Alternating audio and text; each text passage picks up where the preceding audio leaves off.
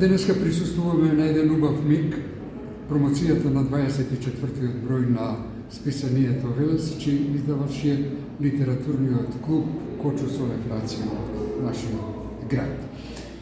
Представува чест и задоволство да се говори за списанијата, зашто тие се барометарот на секоја национална литература. Не постои литература и култура без своите списанија, кои го следат тековниот живот на литературата и воопшто на сите уметности.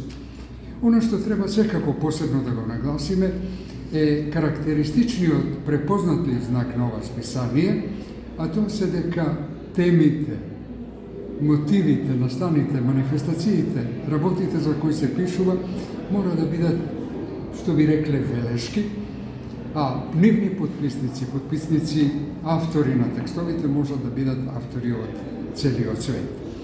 Оно што станува збор и што би требало да го нагласиме е, да речеме, истражувањето за Кочо Рацин и неговите современици, помлади македонски велешки автори, кои во тоа време не само блиски по Рацин темите и мотивите, туку го следат неговиот пат за создавање на литература во отсуство на кодифициран македонски книжевен јазик, да пишуваат на македонскиот, односно на велешкиот говор.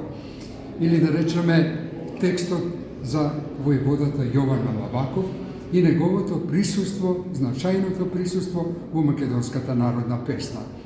И секако оно што представува вечна тема, како што е COVID-19, еден текст за епидемиите од чума во Велес во 19. век и првата половина на 20. век и како со едно такво зло се спротиставувал градот и неговите жители.